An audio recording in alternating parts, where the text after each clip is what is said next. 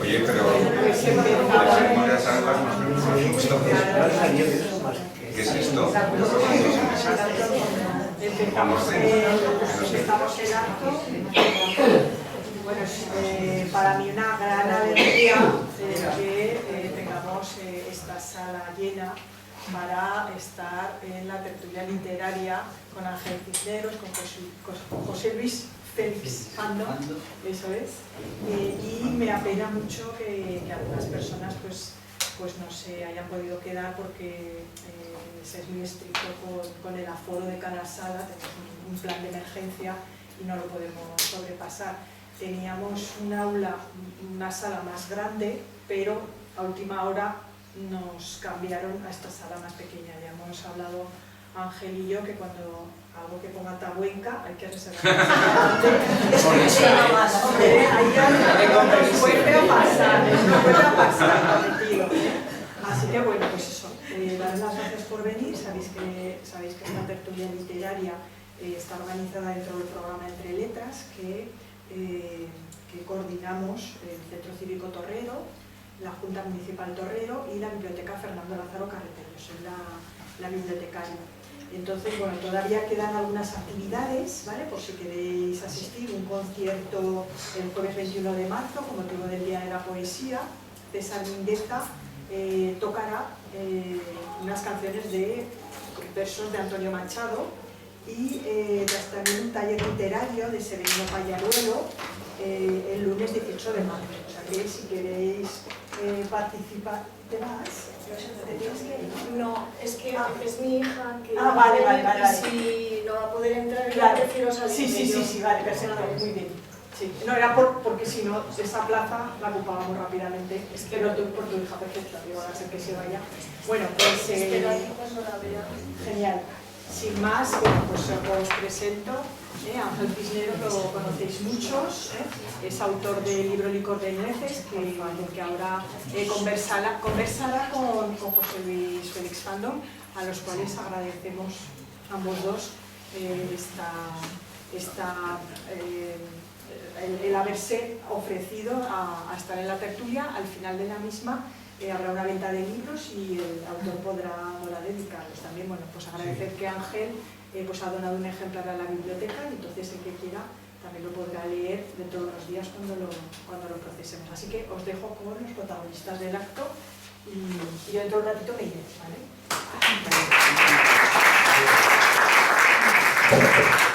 Bueno, por nuestra parte, agradecer que hayáis venido, ¿no? Agradecer a Eva y al Centro Cívico el poder estar aquí. Y bueno, pues vamos a dar comienzo.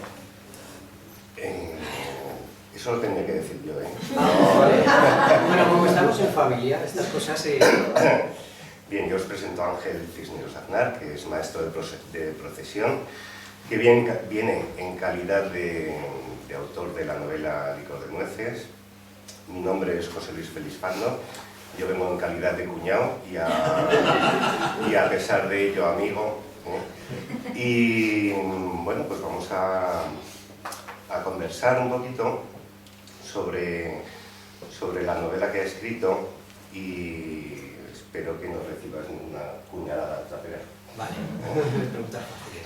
Bien, tengo que deciros a todos que el domingo estuvimos preparándola un poquito, el coloquio y demás, pero que fue una farsa porque yo ya lo tengo preparado, es decir, no se espera para nada lo que le voy a preguntar, que va a pillar todo de nuevas y así es un poquito más fresco. ¿Vale? Bien, pues comenzamos. En primer lugar me gustaría, al margen de la novela de Licor de Nueces, ¿qué es lo que crees tú que le puede motivar a una persona a escribir un texto, sea cual sea? A ver, yo pienso que muchas veces para escribir, primero has tenido que estar motivado a leer. ¿no? Y muchas veces el hecho de leer te induce a querer escribir, ¿vale? Luego ya fuera de eso, pues yo creo que muchas veces la necesidad de escribir te surge por la necesidad de exteriorizar sentimientos, pensamientos, o a veces también, como en mi caso, pues el amor por un pueblo y el afán por investigar en su historia, en sus tradiciones, querer plasmarlo y querer difundirlo.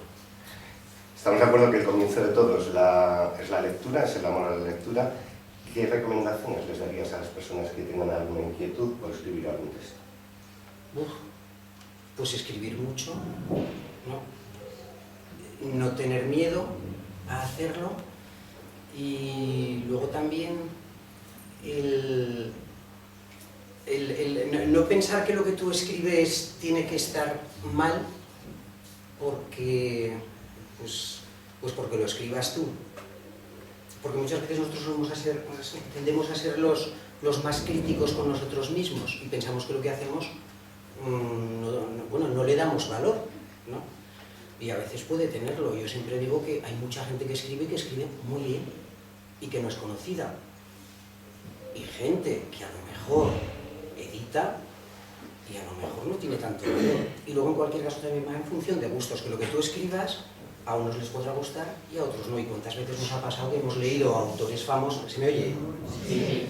Que leemos a autores muy famosos y a lo mejor son libros que no hemos podido acabar, que no nos han gustado. Entonces, que siempre va en función de gustos, ¿no? Entonces no hay que tener miedo a escribir, ni tener demasiado miedo, aunque es difícil no tenerlo, a después soltarlo, ¿no? Y darlo a leer a otras personas.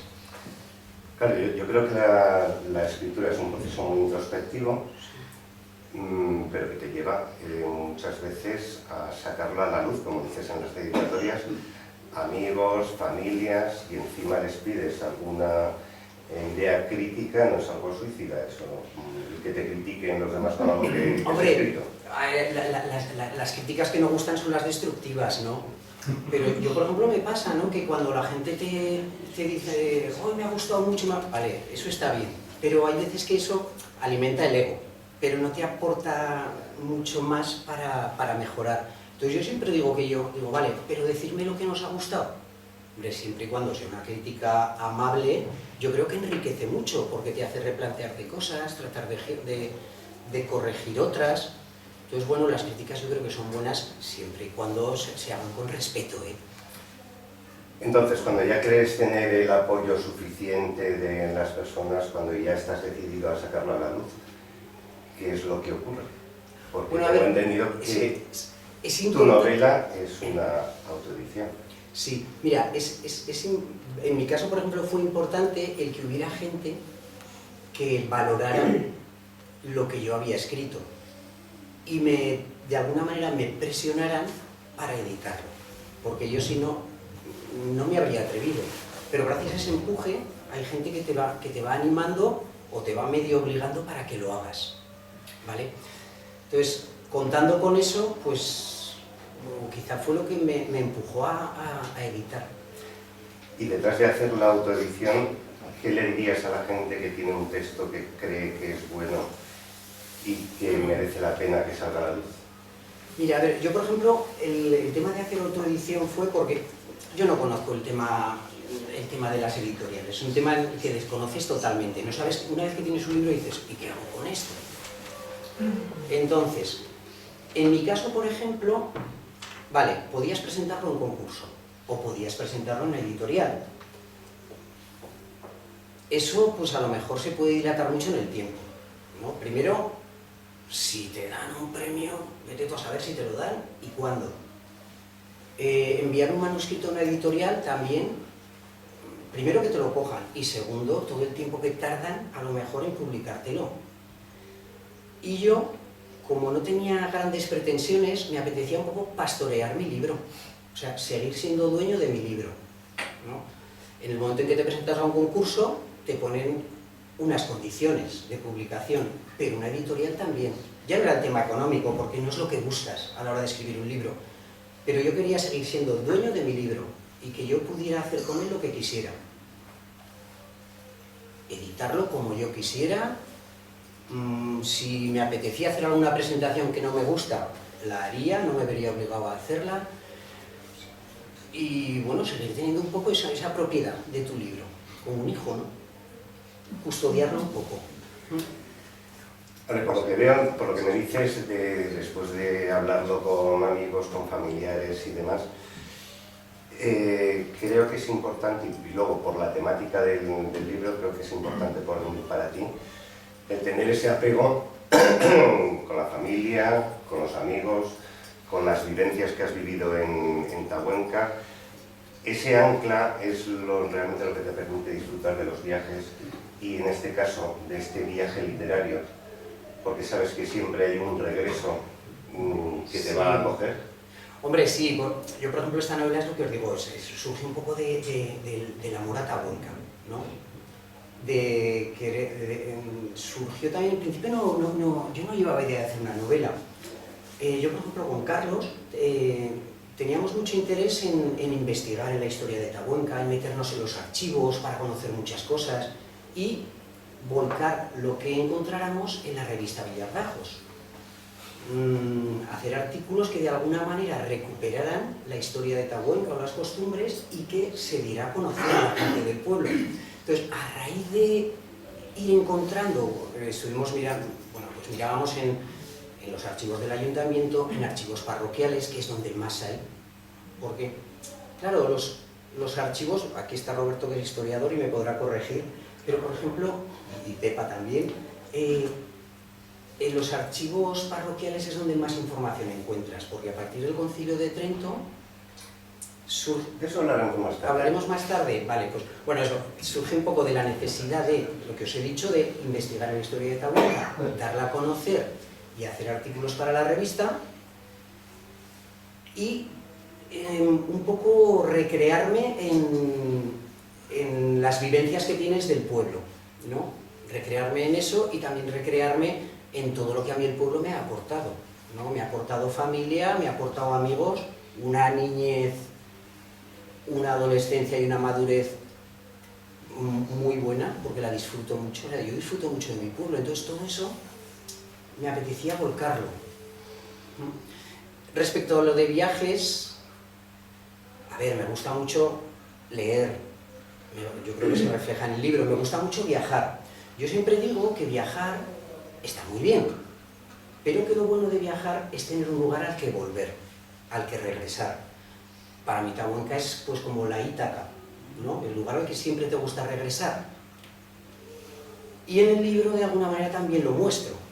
No es un libro de viajes, pero sí que la trama surge de viajes de regreso. Algunos de los protagonistas por diferentes circunstancias han viajado, ¿no? Pero en un momento dado necesitan ya regresar a su lugar o encontrar un lugar en el que asentarse y regresar. Entonces, todas las vivencias que han ido acumulando en esos viajes, las circunstancias por las que han pasado les hacen regresar a Tabuenca o ir por primera vez a Tabuenca, encontrar un lugar en el que quedarse y fruto de sus vivencias se va a producir una serie de encuentros que ayuden a resolver el conflicto que se genera en el pueblo. No en vano Si no me explico bien me lo decís. Perdón. No en vano la novela comienza en Sicilia y me vas a permitir, porque me parece un comienzo absolutamente cinematográfico. Es que en mi cabeza, o sea, yo me deleito mucho con las palabras. Pero en mi cabeza había imágenes. Fijaros, un atardecer de finales de verano, en el puerto Mesina, Sicilia, a la espera de recibir la orden de zarpar para prestarse a la batalla que habrá de enfrentarles a los turcos. Dos soldados, en el otoño de sus vidas, prendados del crepúsculo, al solaz entre una ondulante selva de velas y mástiles, tendidos en cubierta sobre los cabos de una de las naves que conforman la flota de la Santa Alianza, la más grande que el mundo haya visto hasta entonces. Es el comienzo de una película. Sí, sí, es que yo veía imágenes, ¿Cómo te ha influido el cine en tu novela? Claro, es que hemos crecido con el cine. Entonces, de alguna manera, claro, yo creo que somos fruto también de una generación que ha crecido con imágenes. Entonces, de alguna manera lo imaginas así o incluso lo trasladas. Y también, fíjate, fruto de esto también surge la ilusión de decir, ojalá algún día esto se pudiera llevar a una película o a una serie. Entonces, a lo mejor eso también te condiciona, ¿no? Eso es una ilusión, porque el presupuesto que hará falta para hacer algo así debe ser ingente. Pero bueno, ya hemos hecho nuestros primeros pinitos en Tabuenca, porque en Tabuenca, gracias al grupo de Nube de Flor, a Javier, a Marisa, se hizo un corto. ¿Quién iba a pensar que en Tabuenca íbamos a hacer un corto? Pues se hizo un corto muy bonito que está pasando por certámenes y que alguna vez se llevará un premio.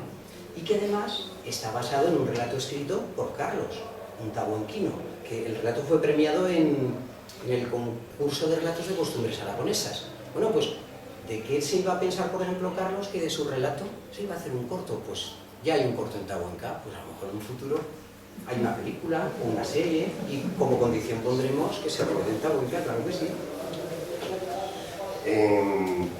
Muchas veces tiendo a imaginar que los escritores expresan ideas tal como las piensan, ¿no? Tú no eres como el resto de los mortales que cantan en la ducha y cantan mal, o sea, tú estás dialogando con vicarios, con abadesas, con veteranos de los tercios. ¿Todo eso está en tu cabeza cuando estás escribiendo o tienes diálogos con ellos? A ver, en mi cabeza estaba la novela entera. Lo que pasa que a la hora de escribir y de plasmarlo, para mí es un proceso muy lento, muy arduo, ¿no? Porque a lo mejor no sabes cómo expresar sentimientos, cómo hacer descripciones. Para mí eso es muy lento, muy lento. Además yo me recreo mucho en el lenguaje, es como que nunca estoy conforme. Siempre creo que hay una palabra que puede ser más acertada que otra. Entonces, eso se me hace lento, Y me he perdido un poco con la pregunta. Sí, no, no sé si era donde querías llegar. Si tienes diálogos con tus personajes. Sí, de hecho, yo no sé... Pero es complicado hablar como hablaban los del siglo del XVI, sí. Que no cantas el Guantanamera en la ducha, no cantas mal, claro. Sino que mantienes tus diálogos expresando y siendo coherente con el lenguaje del siglo XVI. Sí, claro, la novela está ambientada en el siglo XVI. Entonces, para mí era importante no solo describir y contar cosas de aquella época, sino además contarlas de manera que el lector se sumerja un poco en ese ambiente y tenga la sensación realmente de que quien lo está contando es una persona de esa época. Claro, para poder hacer eso, lo que sí que hice fue leer mucho de aquella época, documentarme mucho y recurrir también, o sea, yo continuamente estaba manejando, aparte de tomar mucha anotación de libros de aquella época, del tipo de lenguaje, manejaba continuamente un diccionario del siglo XVI, el diccionario, creo que es el primer diccionario de la lengua española, Tesoro de la lengua castellana o española de Correas, un diccionario de aquella época.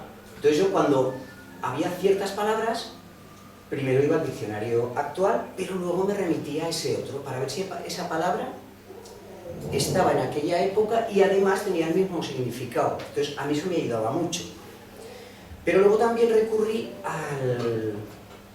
a un diccionario de refranes de aquella época, también, bueno, es de 1611. Entonces, allí encontraba expresiones, encontraba refranes que me ayudaban mucho a poder emular ese lenguaje. Pero sí que fui muy escrupuloso en el tipo de lenguaje. Claro, te encuentras con un inconveniente, que ese tipo de lenguaje a veces es arduo. ¿no? Y cuesta leerlo.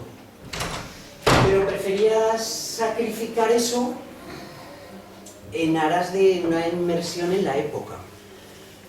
Claro, ahora que estamos en una época de inmediatez y de... Por cierto, también recurría a expresiones del pueblo, ¿no? Expresiones que siempre has oído en el pueblo, que muchas, es curioso porque o sea, te dabas cuenta de que son expresiones que han pervivido a lo largo de los siglos, ¿no? Y también me daba gustico de, pues eso, utilizar palabras, expresiones que has oído, ¿no? Yo ahora que voy, sí, o sea, ahora, repito, simpleza dialéctica, inmediatez, tenemos grandes autores, Posteguillo, que habla de romanos y no los hace hablar en latín. ¿No crees que escribir una novela tan rica en lenguaje, con tantas retahílas, con mitos, con leyendas, con creencias, y encima hacerlo en un uso antiguo, no te aleja un poco de posibles lectores? Sí, sí que me alejaba, pero yo dije, es mi novela y me voy a dar el capricho de escribirla como yo quiera. Ya está. A quien le guste, le gustará, y a quien no, no. Tampoco... Sí, hombre, sí, cuando escribes siempre piensas, ojalá guste a todo el mundo, ojalá esto sea un éxito. Pero claro, algo que no haces por necesidad. Yo tengo mi trabajo, esto es una ficción. Entonces decía, bueno, me voy a dar el gusto de escribir la novela que yo quiero. Si la lee menos gente, pues lamentablemente llegará a menos lectores. Pero no me importó. Eso no me importó.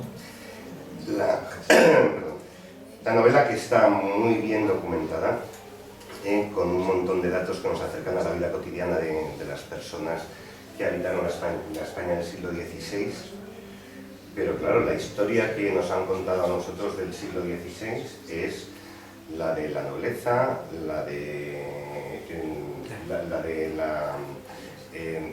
las gestas, las grandes gestas, las grandes batallas. Sin embargo, sacas muchísimos detalles de la vida corriente, de una documentación que sale de archivos, normalmente, como has dicho, municipales y diocesanos. Eran un poco el Sálvame del siglo XVI, los clérigos. No, a ver, lo de escribir de gente normal es porque al final la historia la hace la gente de la calle, ¿no? Yo estoy cansado de... Bueno, cansado, como todos, de que parezca que la historia solo radique en las personas con poder y las personas con dinero. Y bueno, ellos han hecho historia, pero la historia se ha hecho gracias a la gente, creo yo. Las batallas, pues sí, las provoca un rey, pero quienes las luchan son los soldados y son los que las ganan, ¿no? Pero sin embargo el reconocimiento siempre se lo lleva la persona importante, ¿no? Entonces, bueno, yo creo que la historia la hace la gente normal, la gente humilde. Entonces, por eso mi historia la construyen gente normal, ¿no? Bien, es verdad que mucha de esa gente normal al final acaba consiguiendo lo que consigue gracias a contactos con gente con influencia. Pero yo quería que fuera una historia de gente corriente. El hecho de que salgan tantos personajes que sean vinculados a la Iglesia tiene que ver con la gran documentación que se encuentra, sí, recogida por los clérigos de la época. Claro, es que donde más documentación encuentras, sobre todo de aquellas épocas, es en los archivos de la Iglesia, que es la que registraba, ¿no?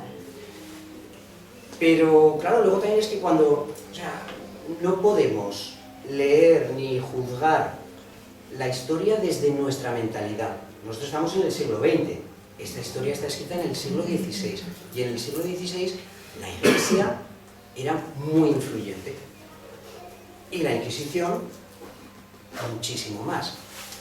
Entonces, al final lo que haces es, pues, escribir poniéndote en la mentalidad de aquella época, que es muy distinta a la de ahora. Yo a veces lo he pensado, digo, este libro lo juzgarán de machista. No, pero claro, es que no lo podemos juzgar de machista. El siglo XVI era una época machista. Las mujeres pues no se les daba importancia, ni se les dejaba que la tuvieran.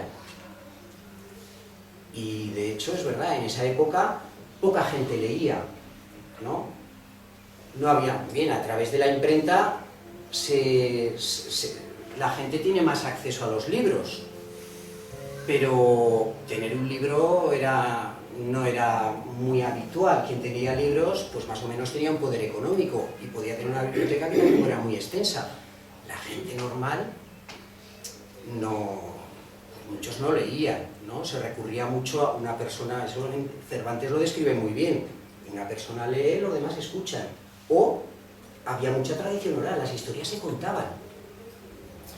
Pero a lo que íbamos, mucha gente no leía, y las mujeres estaba hasta mal visto, ¿no? De hecho, ahí en el libro lo reflejo, ¿no? Cuando le pregunta uno de los personajes a otra chica de las que aparecen en el libro, le dice, bueno, ¿y no sabes leer? Dice, no. Dice, ¿por qué? Dice, si eso se lo lleva o a la hoguera o al prostíbulo.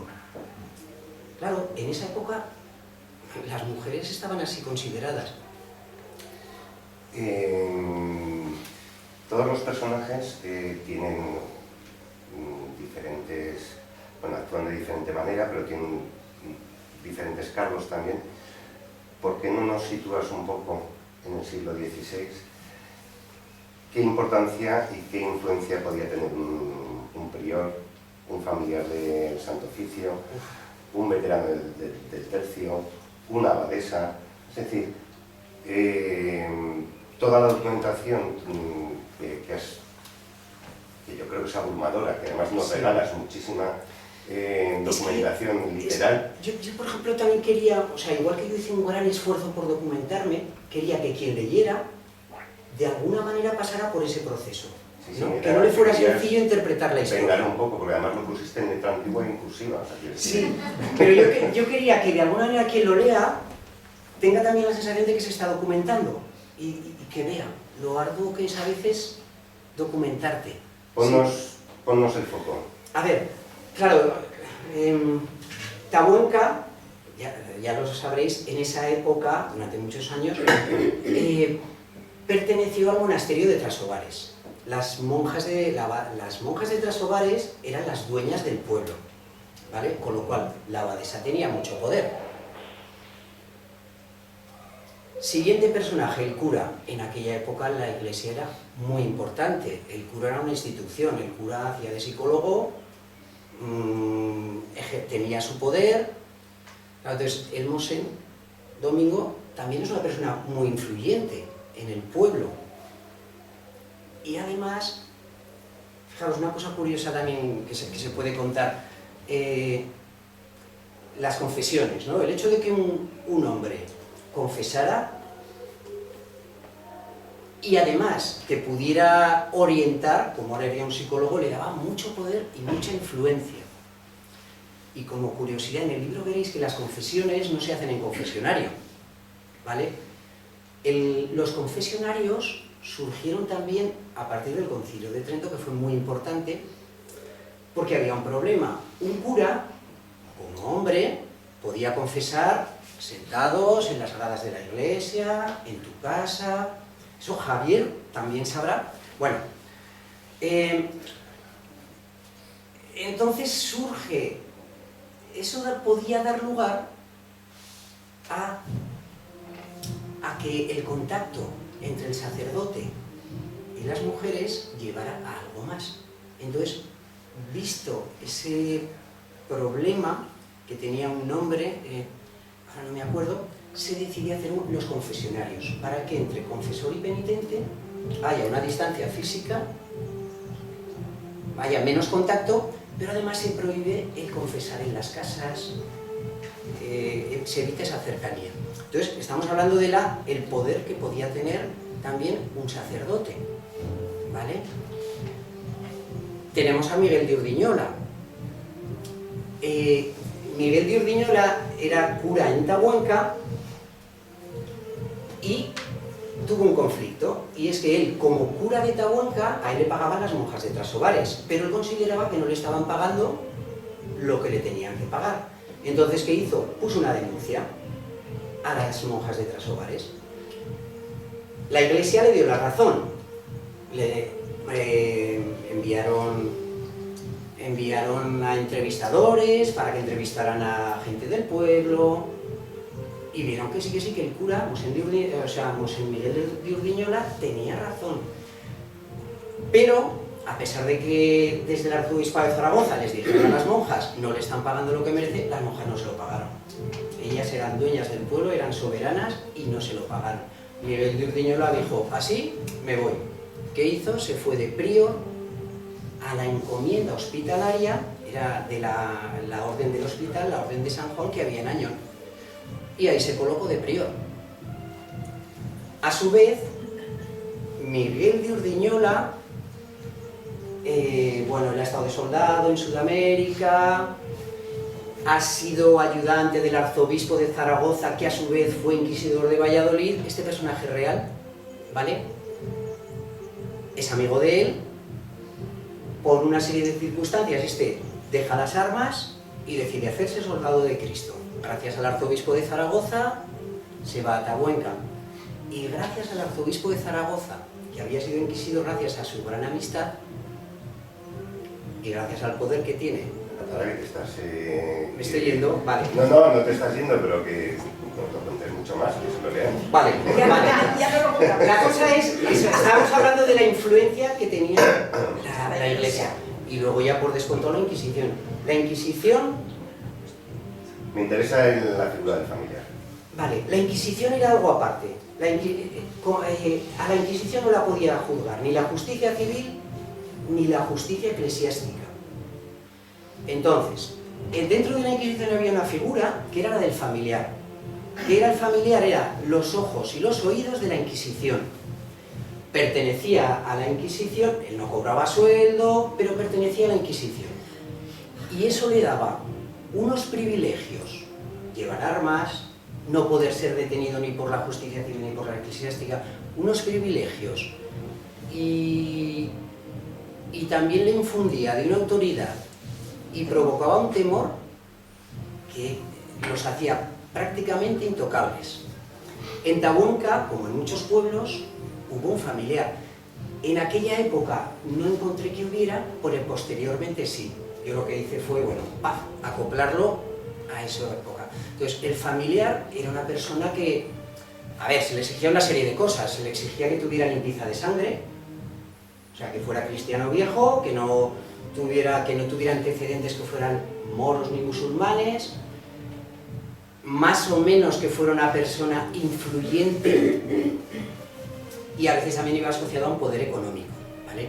Entonces eran personas con mucho poder, y más en un sitio pequeño, y ostras, que inspiraban mucho miedo. Y, digamos, el estatus civil, es decir, ¿qué reconocimiento tenía un bachiller? ¿Qué reconocimiento tenía un justicia? ¿Qué reconocimiento tenía un colector de diezmos? Bueno, a ver, en un pueblo muchas veces eran cargos que se hacían por votación y que se iban renovando, ¿vale? Entonces, a esos puestos pues accedían quizá personas pues que eran más cultas, que tenían más poder económico. Poder, pues el poder era un poco limitado, ¿vale? El de los miembros del concejo, del ayuntamiento, ¿vale? El poder era un poco más limitado, ¿no? Porque, entre otras cosas, claro, para tomar decisiones también tenían que juntarse los miembros del ayuntamiento y tomar decisiones, ¿vale? Ahí surge un problema. El concejo pretende unas cosas, el familiar tiene poder y va a querer otras, y ahí hay un choque. Pero claro, en ese choque, a las malas, gana el familiar, porque está respaldado por la Inquisición. Él solo tiene que levantar falsos testimonios y ya me los juzgarán. Primero, no sabrán quién los ha denunciado, no tiene por qué figurar. Yo, como miembro a mí, como miembro de la Inquisición, se me va a hacer caso y a ellos se les va a cuestionar todo. Entonces, claro, estaba el concejo, pero estaba el familiar. Pero luego, por otro lado, estaba la abadesa de Trasobares. Hay luchas de intereses y de poder. Releyendo la novela hay algo que no me queda claro, y es: ¿realmente hay un protagonista? el protagonista es el pueblo, como ya os he dicho, ¿no? Pues el amor por el pueblo, el querer hablar de sus costumbres, el protagonista está bueno. El resto de protagonistas, pues es que es una novela coral.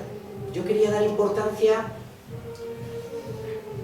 A ver, hay personajes que les tienes como más cariño, te centras más en ellos, pero yo quería que se viera que la importancia de la unión,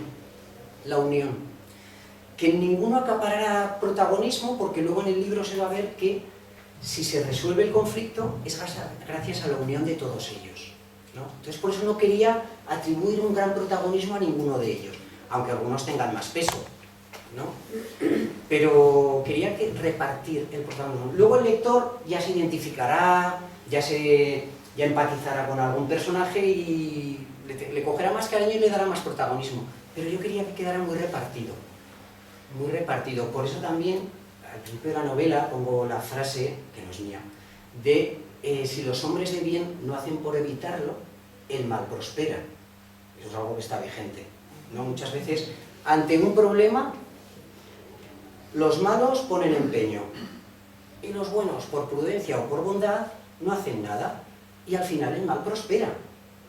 Aquí no ocurre eso. La unión de mucha gente se une y consiguen hacerle frente al mal. Entonces por eso no quería que hubiera un protagonista muy claro.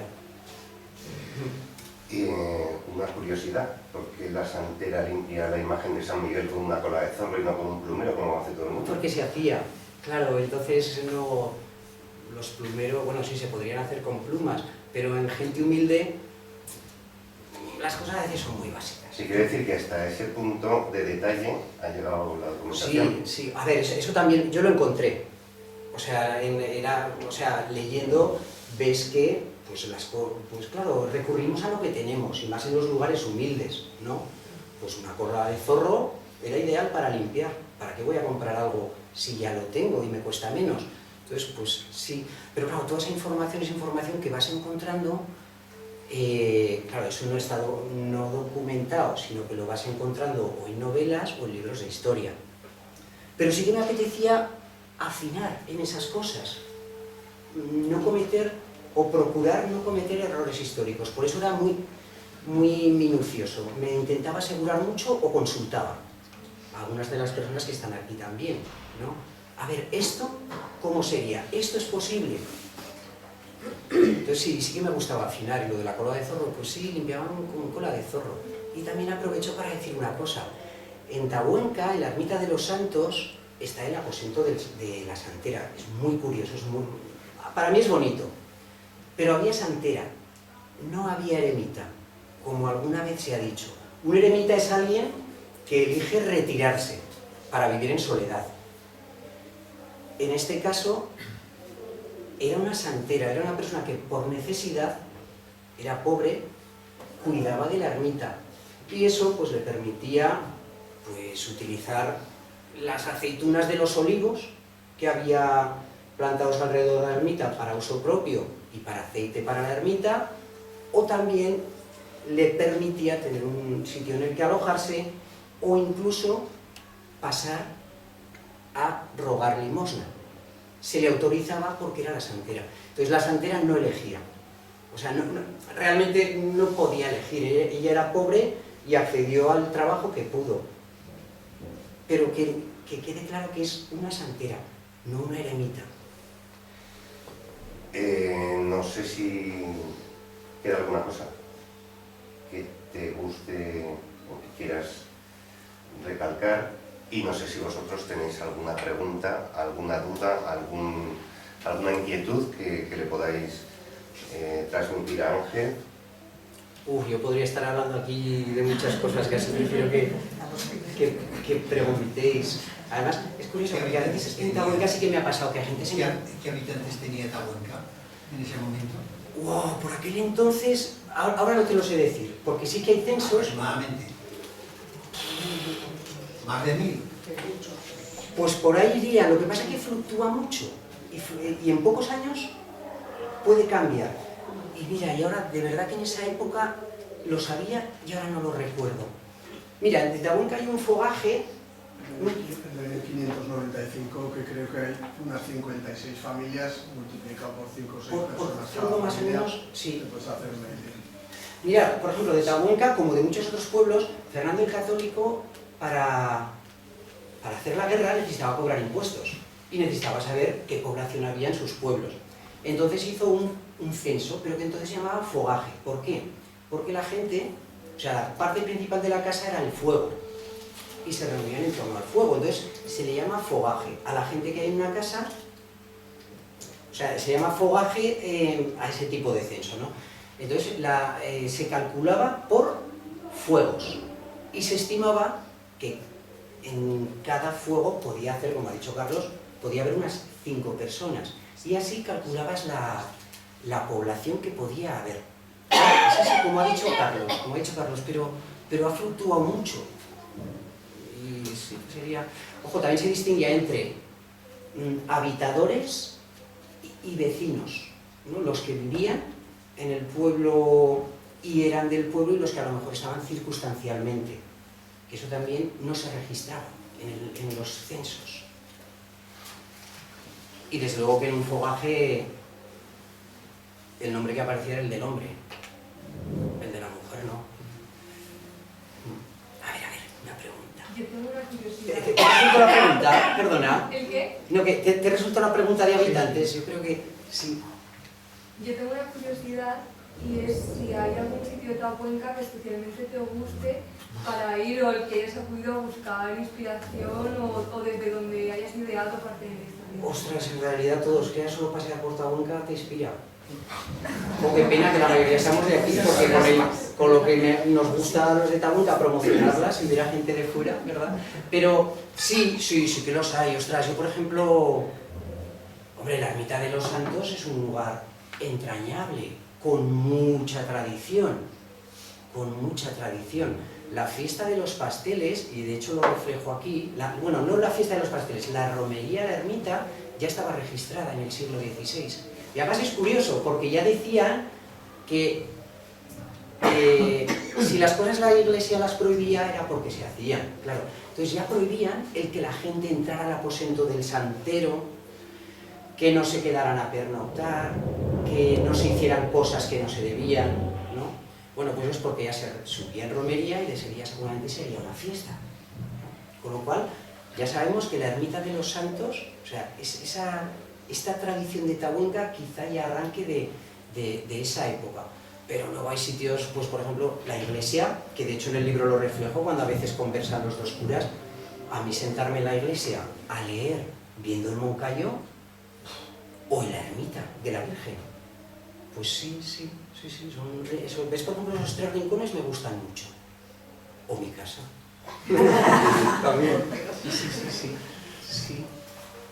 A ver, otra pregunta por ahí. Yo quería preguntar, a ver si me lo resuelve ya de una vez, si algún personaje de tu novela tiene cara. Sí, por ejemplo, Mosén Domingo. Cara real, o sea. Sí, o sea, nuestro tío Alfredo, tío abuelo, que ejerció como abuelo y excepcional, una persona que hizo el bien, no pensaba en hacer otra cosa y recogió también mucho cariño. Vamos, es el tío Alfredo, o sea, está encarnado en Mosén Domingo y de hecho así lo reflejo, ¿no? Un sacerdote que se preocupa por vivir siendo coherente con sus ideas y su religión y que además cuida de su grey, que se decía entonces, de su rebaño, y su máxima preocupación es cuidar de su rebaño. Entonces está encarnado en el tío Alfredo. Luego también, pues amigos y familia se reflejan en algunos de los personajes que aparecen. Pues por ejemplo, las relaciones de amistad tienen un poco de cada uno de mis amigos, ¿no? O las relaciones de parentesco también, ¿no? Sí. Hombre, cuando estás poniendo caras. Lo que pasa es que luego no quieres personalizar tanto, o sea, no quieres personalizar tanto, aunque hay un personaje que también está muy claro, que representa la amistad entre santos y Román Gascón, ¿no? Representa un poco pues, la amistad pura, ¿no? La persona que, no te preocupes, yo te acompaño, no te exijo, pero aquí estoy, ¿no? Ahí también es un personaje muy evidente, ¿no? Y de hecho en la frase que le dice al principio, ¿no? Cuando el soldado de los tercios quiere regresar, dice, se hace mayor, quiere regresar, dice bueno, la detiene. O sea, no os digo las frases literales, pero bueno, él ya quiere regresar a su pueblo. Pero hasta entonces siempre, o no ha podido, o siempre ha encontrado otro pretexto, ¿no? Y como dice, siempre he encontrado 100 caminos para perderme. Y el amigo le dice, bueno, pues tranquilo que yo te acompaño y encontraremos uno para volver. Pues ese personaje refleja la pureza de la amistad. Sí. Yo quería preguntarte, ¿cuánto tiempo te llevó escribir el libro? ¿Y cuántas horas le dedicabas y si escribías todos los días? Mira, horas no te podría decir, imposible, porque claro, cuando trabajas, sí, no hay tiempo para todo, ¿no? Trabajo, familia, amigos, aficiones, descanso. Entonces iba encontrando los ratos que podía. En tiempo igual fueron 10 años. Desde que empiezas a pensar en escribir una novela hasta que te pones. Ahora, la mayor parte del tiempo fue documentación. Esto es como lo de cortar un árbol, ¿no? A lo mejor te cuesta más afilar el hacha que cortar el árbol. Entonces, afilar el hacha fue documentarme. Perdí muchísimo tiempo en documentarme, en leer. Luego, además, el trabajo de investigación a veces es ingrato, porque tú te puedes ir a la biblioteca, o sea, a Madrid, o te puedes ir a otros archivos, no encontrar nada, y pegarte horas. Y un día de casualidad encuentras algo. Ahí se me fue mucho tiempo en documentarme. Y luego eso, no dispones de todo el tiempo que quieres. De hecho, me cogí una excedencia y entonces fue cuando le pegué un gran adelanto, pero unos 10 años. Unos 10 años. No me da tiempo ya a escribir. A ver, también es verdad, no, pero porque yo soy muy lento, y me recreaba mucho en las palabras, nunca estaba no tengo esa conforme. capacidad para nada. Había días que a lo mejor me levantaba por la mañana a echar un café y me pegaba, decía, pero si llevo 7 horas aquí, toca. A veces era productivo y otras veces habías escrito esto, pero es que escribir esto había sido un continuo encontrar una palabra, encontrar otra, es como encontrar la expresión acertada, revisar apuntes, entonces escribía muy despacio. ¿Eras de mapa o de brújula? ¿Te llevó la historia o te la montaste primero y luego a ver, la dejaste tirar? La historia surgió, o sea, el querer escribir una con una novela, escena, suele salir por una escena. Mira, surgió, empezó por el afán de documentarme, de encontrar información de Tabuenca. Ibas encontrando información y de repente dije, ostras, sobre todo lo que me dijo, joder, esto da para una novela, fue la denuncia del cura, encontrar que había un cura que había denunciado a las monjas de Trascobares, que luego se había ido a una encomienda hospitalaria. Dije, ostras, esto da para una novela. Pero claro, luego vas encontrando más cosas, luego encuentras que el familiar de Tabuenca tenía que detener a uno, esto está registrado en los archivos diocesanos, una denuncia. El familiar tenía que detener a uno, como familiar podía portar armas. Llamó a su padre, porque a veces esto también se heredaba, y con su padre fueron a detenerlo, otro se resistió, hubo cuchilladas. Dije, esto en Tabuenca, madre mía. Encuentro una noticia, un documento en el que a un cura en Tabuenca, en la puerta de la villa, sobre el 1400, el pobre hombre va a atravesar la puerta de la villa, le salen dos y lo empiezan a cuchillar. De los autores del crimen no se supo nada. Bueno, y dices, madre mía, esto da para una novela. Y a partir de entonces dije, o sea, seguí documentándome para la revista, pero empecé a pensar que se podía escribir una novela y empecé pero muy tímidamente. Hasta que poco a poco dices, ostras, que esto se va engrosando, que aquí hay una novela. Por lo que tú pensabas, por tu curiosidad innata, sí. Pero luego te das cuenta de esto se tiene que saber. Sí, luego también está el afán de aprovechar una novela para dar a conocer cosas de Tabuenca. Ahora también es verdad que, no sé si, supongo que a la gente que escribe le pasa, que hay un momento en el que tú no eres dueño del destino de los personajes. Sí, sí, sí. O sea, cuando ya te los has imaginado, es como que ya no puedes decidir sobre ellos. O sea, si al personaje de los tercios de Flandes ha llevado una trayectoria de vida y luego hay una serie de circunstancias que lo condicionan, es que yo no puedo hacer con él lo que quiera. Es que me tengo que dejar llevar por lo que realmente pasaba en aquella época con ese tipo de gente. Un soldado que se ha quedado ciego ya no puede servir. ¿Qué le queda? Pues como encima los sueldos eran bajos y tardaban en llegar, a pesar de que se hicieran promesas de que a todos aquellos que hubieran participado en Lepanto se les iba a pagar, no sé qué, a la mayoría no le llegó ese dinero. ¿Qué tenía que hacer? Mendigar o ir por los pueblos contando historias para ganarse la vida. Entonces, claro, yo ahí no puedo poner, ya estoy condicionado por su historia y es el personaje el que me guía, ¿no?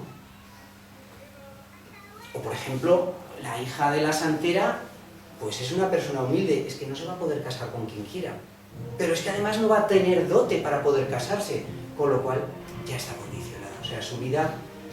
Hay mucha novela histórica que digo, ya estamos aquí, el personaje humilde que de repente se convierte en conde de no sé qué, digo, eso no es fiel a la historia, y entonces yo intentaba respetarlo. Los secundarios son muy ricos.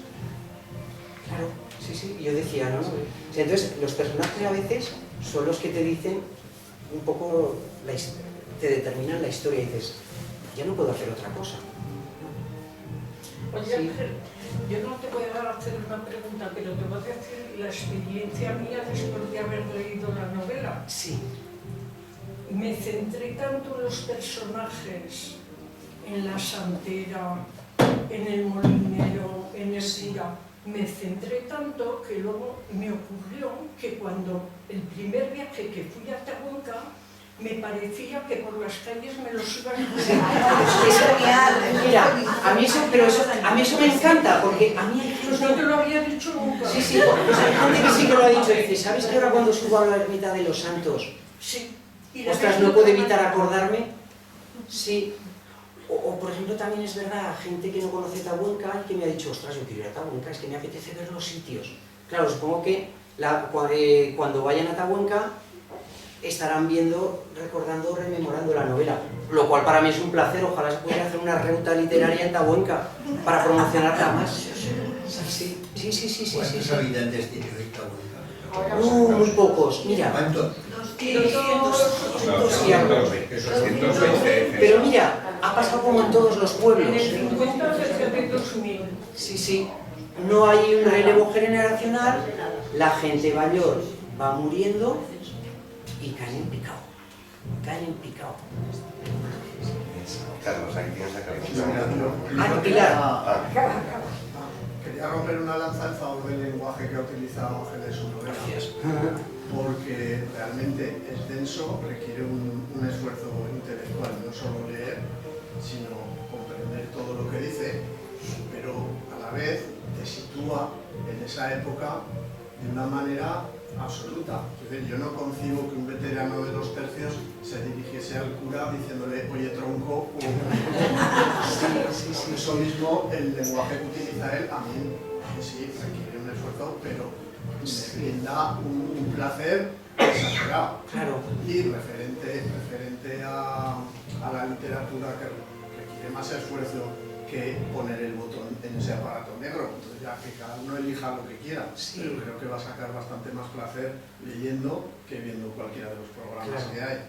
Y a la vez quería hacer una pregunta que podéis contestar cualquiera de los que estáis aquí, José Luis, que en estos últimos 25 años en Tabuenca, para mí, me resulta muy curioso, ha habido una explosión cultural, más creo yo que en tiempos pasados.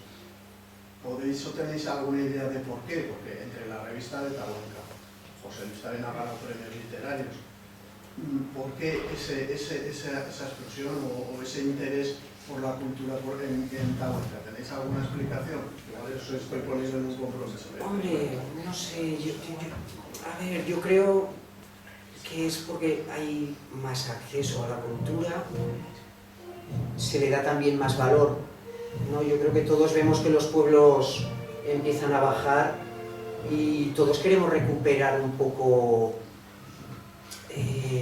las tradiciones de nuestro pueblo, que se conserven, y yo creo que eso te induce quizá a eso, ¿no? A hacer cosas para que eso ocurra, ¿no? Yo creo que sería eso, ¿eh? Luego también es verdad que, a ver, yo en mi caso, o como puede ser el tuyo, ¿no? Somos gente que no vivimos en el pueblo y nos gusta y lo idealizamos mucho también. Entonces eso nos lleva también a que cuando hacemos algo queramos centrarlo en el pueblo, ¿no? O sea, yo me dicen, ¿y por qué no escribes de otra cosa? Digo, hostia, es que me gusta mi pueblo. Entonces es que ya que hago algo prefiero hacerlo sobre mi pueblo, ¿no? Entonces a lo mejor eso ha influido, podría haber escrito de otras cosas, pero me gusta escribir sobre mi pueblo, ¿no? ¿Tienes entre manos algún otro proyecto? Sí, otro libro, pero yo soy lento para escribir. Claro, es que esto no es mi modo de vida. Mi modo de vida yo soy maestro. Entonces, claro, no tengo el tiempo suficiente. Entonces, pues sí que estoy con otro libro que ya veremos, porque este me costó 10 años. Este igual me cuesta 15, ¿no? Pero sí, y ahí estoy. Porque, bueno, lo que estáis aquí ya lo sabéis. En Tabuenca hay un hecho que fue la francesada de Tabuenca. Para los que no lo conozcáis, que de alguna manera aparece ya reflejado en el libro. En Tabuenca, en 1808, claro, se estaba sitiando Zaragoza. Los franceses la estaban sitiando. Bueno, entonces, un ejército que está fuera de su país necesita... O sea, están muy lejos, no les pueden llegar víveres, necesitan recogerlos en el lugar en el que están. Entonces, ¿qué hacían las tropas francesas? Ir por los pueblos requisando pues ganado, alimentos o caballerías. Caballos, burros para trasladarlos, no sé qué. Entonces, bueno, fueron también a Tabuenca a requisar víveres para mantener el sitio de Zaragoza. En principio se les debió de acoger bien. Tabuenca se acoge muy bien a la gente. No se sabe qué pasó, porque eso no aparece documentado, pero algo pasó que encendió la chispa. Y los de Tabuenca se debieron de hartar y mataron a, creo que eran 26 soldados franceses. Por parte de los tabuenquinos no hubo ninguna víctima. A ver, tampoco es tan complicado, el ejército francés era el mejor ejército que había entonces en campo abierto. Pero en una calle, en una casa, de nada te vale haber trabajado mucho las estrategias, disparar muy bien, ahí es el cuerpo a cuerpo, ¿no? Y yo me imagino que gente de campo, gente ruda, en una lid cara a cara, no tenían mucho que perder con un soldado francés que podía disparar muy bien de lejos, pero que en el cuerpo a cuerpo, bueno, de Tabuenca no hubo víctimas. ¿Qué pasó? Lo lógico, que a los 3 días subió un destacamento francés y arrasaron con el pueblo. Mataron gente, de hecho en Tabuenca en el ayuntamiento hay una placa en conmemoración a la gente que murió, quemaron casas, la iglesia, archivos, y a eso se le llama la francesada. ¿Vale? Entonces sobre eso, sobre lo que me gustaría escribir, o sea, estoy escribiendo, pero es que hay tan poca información, porque de hecho no se conserva, y de hecho aquí en la Diputación estuve mirando y uno de los encargados me dijo, es que en esa época no hay mucha documentación, y probablemente fue porque se quemó. Entonces me cuesta mucho escribir sobre eso porque no me gusta inventar, necesito hacerlo sin falsear la historia. En la novela parece, es como un guiño que yo hago a una historia que me contó Roberto, que son las vísperas sicilianas. Las vísperas sicilianas vino a ser lo mismo. En 1282 Sicilia pertenecía a Carlos de Anjou, era el rey de Sicilia, ¿vale? En Palermo, lo mismo que en Tabuenca, ¿eh? Dicen que si unos soldados franceses trataron de ultrajar a unas mujeres de Palermo y los palermitanos tiraron de navaja, empezaron a matar franceses, pero lo que ocurrió en Palermo se extendió a toda la isla, ¿no? se refugiaban en iglesias, a por ellos. Acabaron con los franceses, eso se llama las vísperas sicilianas. ¿Qué pasó? Hostia, joder, es que hemos atacado a las tropas del que es nuestro rey, entonces se le pidió ayuda al rey de Aragón, a Pedro III. Y a partir de entonces Pedro III pasó a ser rey de Sicilia. Eso mismo vino a pasar en Tahuenca. Y de hecho uno de los protagonistas una noche, contando una de sus historias, cuenta vísperas sicilianas. Yo ahí estoy contando vísperas sicilianas, pero estaba acordándome de la francesada de Tahuenca. Sí, yo lo último por concluir, que lo voy a leer, pues la verdad es que creo sinceramente que es una gran novela para disfrutar de los juegos de palabras. Me he metido con él, pero es cierto, Carlos. Y la riqueza del lenguaje con una hermosa historia que lo sustenta, y que es hermosa de verdad esa historia, que se lee con cierta dificultad, pero que se relee con gran agrado. Yo me lo pasé el domingo por la mañana, que me la leí de cabo a rabo, me lo pasé, te lo digo de verdad, disfrutando de detalles que pasan desapercibidos en una primera lectura y con un final que pocos autores saben hacer, que es acertadísimo y trepidante. En resumen, para todos vosotros, pues una lectura altamente recomendable. Por mi parte,